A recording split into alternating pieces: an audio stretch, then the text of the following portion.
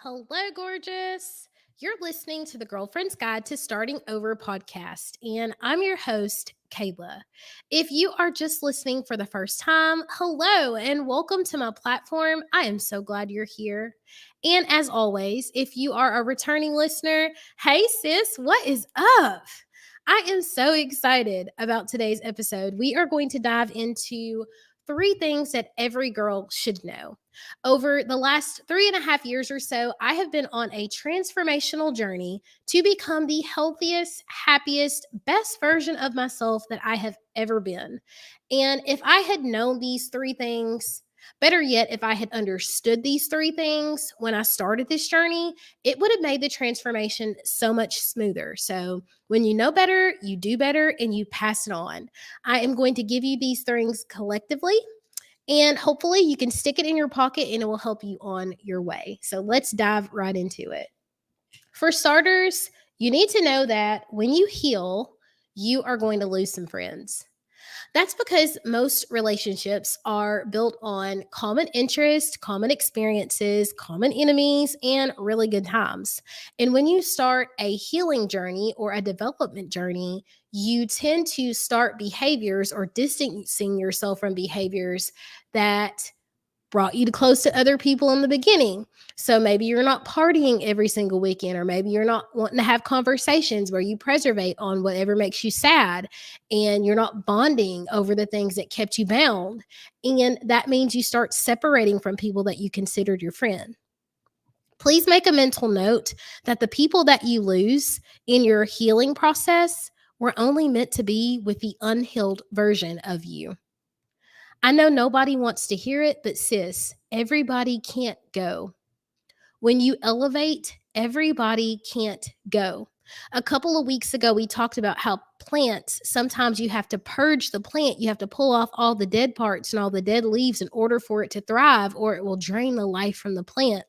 Even snakes shed their skin. And in order to thrive, there are going to be some people that you have to purge. There's some groups of people that you're going to have to shed in order to get to the next version of yourself. Don't forget that.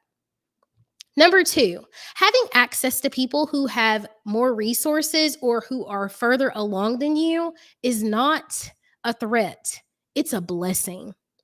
It is a blessing to be surrounded by people who are further along, who know more, who have access to more than you have.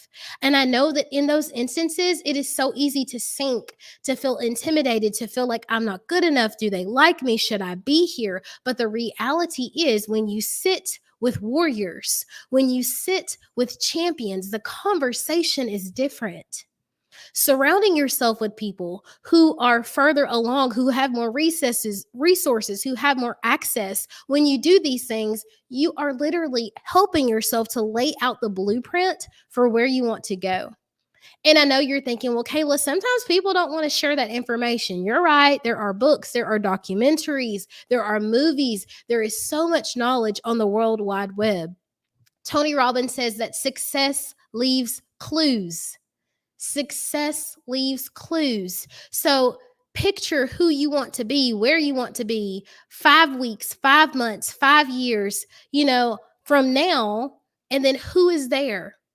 That is who you need to be surrounding yourself with. It's not a threat, it's a blessing. And number three, you often have to do a series of really unenjoyable or undesirable things in order to live the life of your dreams. Whatever it is that you want that's in the future, there is going to be a series of things that you don't want to do in order to get there.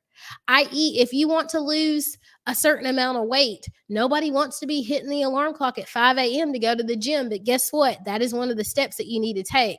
Maybe meal planning really sucks and you're like, I don't want to do that every day. But guess what? It takes the guesswork out of what you're going to eat. And it's one of those steps that you can take to help you get further on your journey. Perhaps you don't want to stay up late at night, doing the drafting for the book you want to write. However, doing that work, staying up late, doing the extra mile, that is what's going to get you where you want to go. I understand firsthand as someone who works in corporate America, and then I come home and I do my podcast and my coaching business and like all the things that I do. And sometimes I feel like, Kayla, you just don't have it in you. And you know what?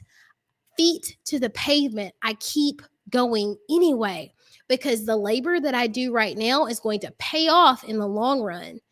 We have to do what we have to do so that we get to do what we want to do.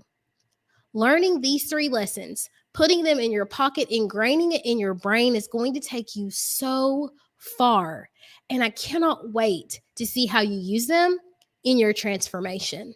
I love you, girl, and we'll chat in the next one.